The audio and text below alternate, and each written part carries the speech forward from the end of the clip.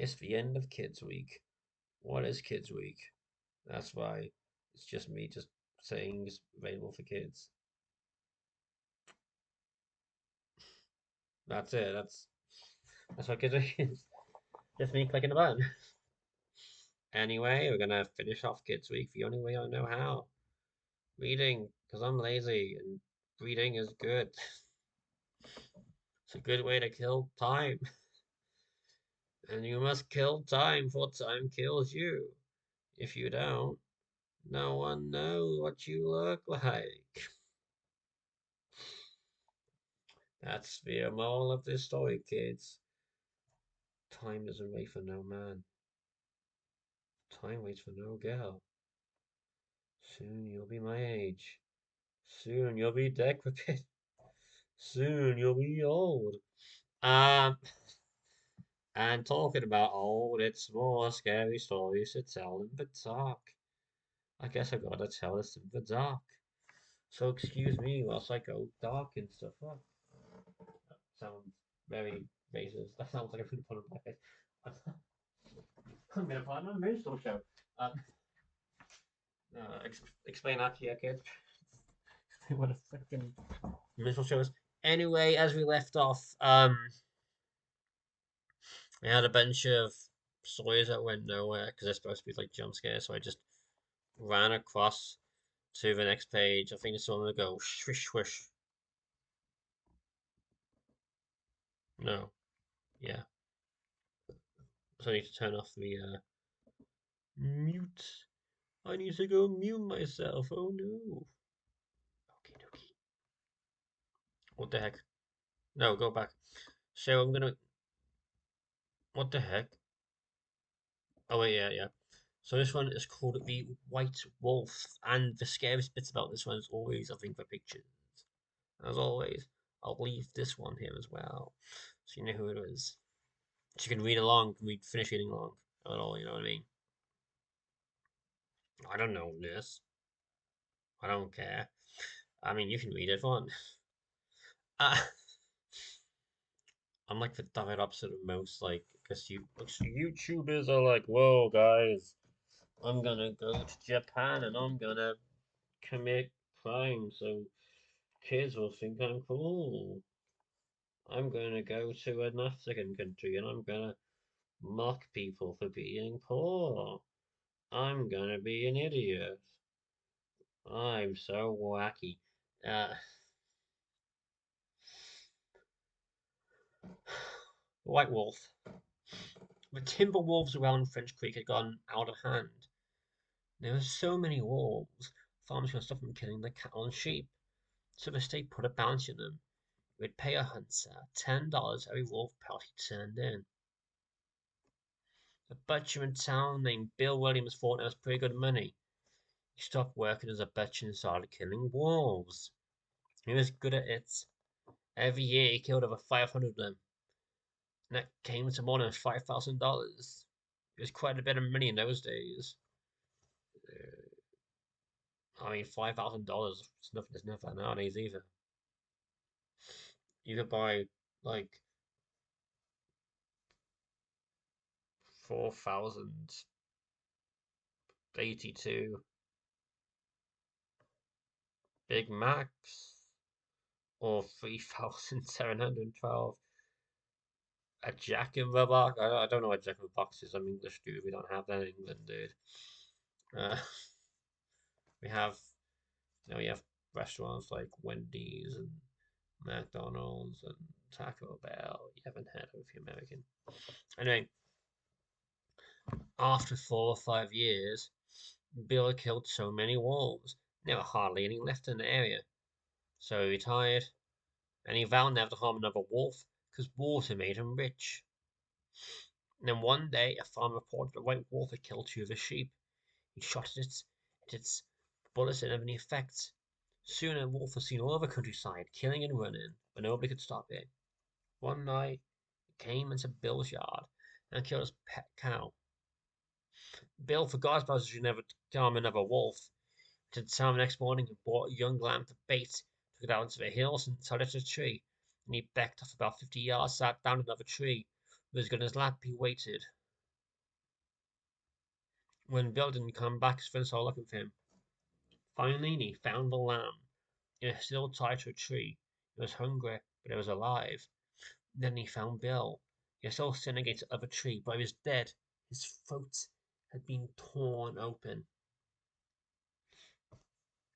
But there was no sign of a struggle.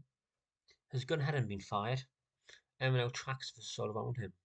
His white wolf was never seen again. The haunted house. I don't know what scary stories in the dark would be because like wah wah wah. I don't think it'd be whatever. The haunted house. Forget about walls. Now talk about houses. Uh, One time a preacher went to see if he could put a haunt to rest at house of settlements. The house had been haunted for about 10 years. Several people tried staying all night. Most got scared out by the haunts. So his preacher took his Bible and went to the house. Went on in, he just went on in. He put himself a good fine little lamp, sat there reading the Bible. And just before midnight, he heard something set off in the cellar, walking back and forth, back and forth. And it sounded like somebody was starting to scream and got choked off. And then there was a lot of thrashing around and struggling. Finally, everything got quiet.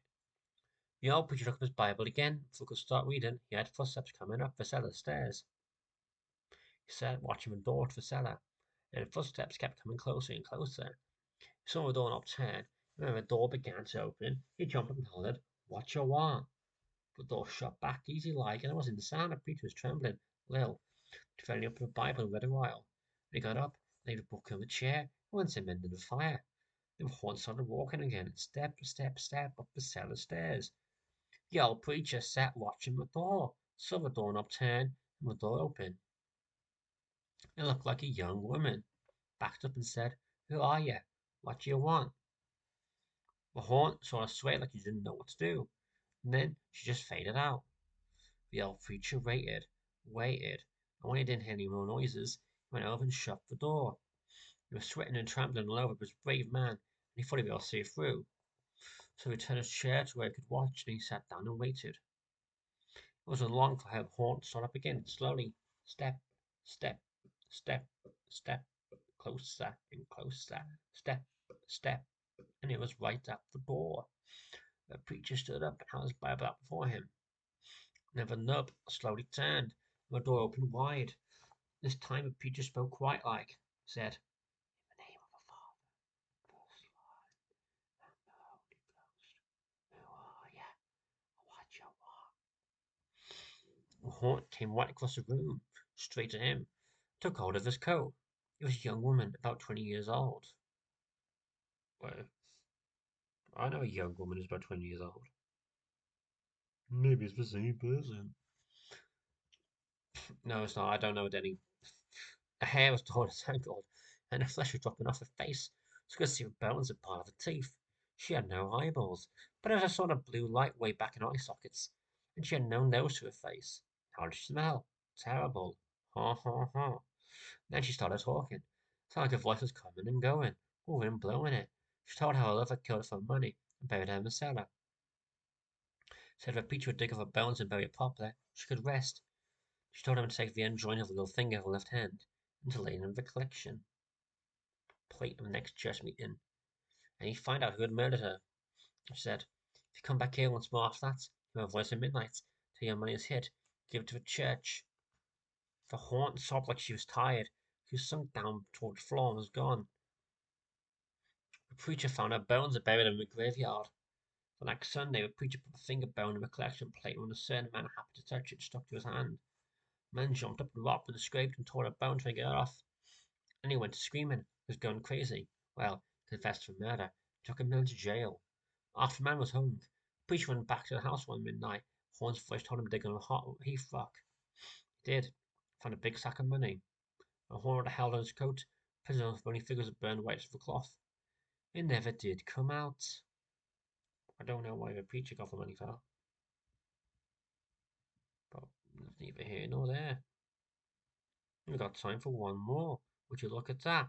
One more. Oh no. It's called the guests. One guest, two guests, four guests. Four. Count them. One, two, three, four. Four guests. Anyway, let's begin. A young man and his wife on a trip to visit his mother, usually about the time of supper. Good and late start, it was getting dark, so they looked for a place to stay overnight and go in the morning. Just off the road, saw a small house in woods. Maybe they rent rooms, the wife said, so they stopped to ask. An elderly man and woman came to the door. They didn't rent rooms, he said, but they'd glad to stay overnight as their guests. They had plenty of room. They enjoyed the company. The old woman made coffee and brought out some cake, and the four of them talked for a while. Then the young couple were taken to their room. They again explained that they wanted to pay for this. The old man said he would accept any money. The young couple got up early the next morning. The host had arrived. Wait, no, not arrived. For the host had awakened. The host already had arrived because it's the host's house. Host tends to arrive. They exist. While I sat near the front door, left an envelope with some money in it for a room. Then he went out to the next town, stopped in a restaurant, had breakfast. Then saw the only way I stayed. He was shocked. It can't be, he said. The house burned to the ground, and the man and woman who lived there died in the fire. The young couple could not believe it, so they went back to the house. Only now, there were no house. All they found was a burned out shell.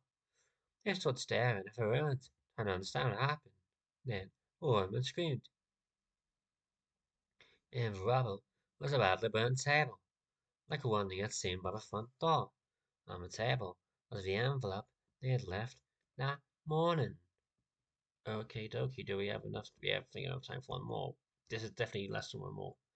Need choice. Need your nose. Oh, this is actually a new one. Rehearsal.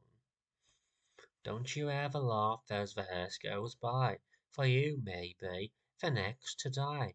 They wrap you up in a big white sheet from your head down to your feet. They put you in a big black box and cover you up with dirt and rocks. All goes well for about a week. Then your coffin begins to leak. The worms crawl in, the worms crawl out. Worms play pinochle on your snout. They eat your eyes, they eat your nose, they eat the jelly between your toes. A big green worm with rolling eyes crawls in your stomach and out your eyes. Eyes doesn't rhyme with eyes. Anyway, your stomach turns slimy green. A puss pours out like whipping cream. Spread it on a slice of bread. And that's what you eat when you are dead. Again, rice doesn't rhyme with eyes. Fine. The ghost in the grave. Some boys and girls at a party one night. There's a graveyard down the street. They were talking how scared it was. Don't ever stand on a grave after dark, one of the boys said. The person inside will grab you. He'll pull you under. That's not true, one of the girls said. It's just a superstition. I'll give you $1 if you stand on a grave, said a boy. A grave doesn't scare me, said the girl. I'll do it right now. The boy handed her his knife. Stick this knife in one of the graves, he said. Then we'll know you were there. The graveyard was filled with shadows and was quiet as death. Nothing to be scared of. The girl showed herself, but she was scared anyway. She backed out of the grave and stood in it. Quickly, she bent over and plunged her knife into the soil, and she started to leave, but she couldn't get away. Something was holding her back. She tried a second time to leave, but she couldn't move. She was filled with terror. Something has got me, she screamed. She fell into the ground. She didn't come back. The others went to look for her. They found her body sprawled across the grave. Without realizing it, she had plunged a knife through the skirt and pinned to the ground. It was only the knife that held her. She had died of fright. Okay, that's the end of Kids Week. A child dying of fright.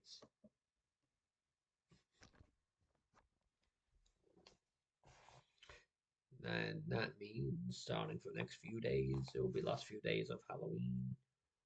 Well, I mean, it probably won't be soon enough for kids, in all fairness. One of them definitely won't. Neither will the other two, in all fairness. But yeah, can you see me? Can you see my ghostly hand? My ghostly hand is coming at you from the grave. My ghostly visage only wants to say one thing. No, here's one thing. That is bye.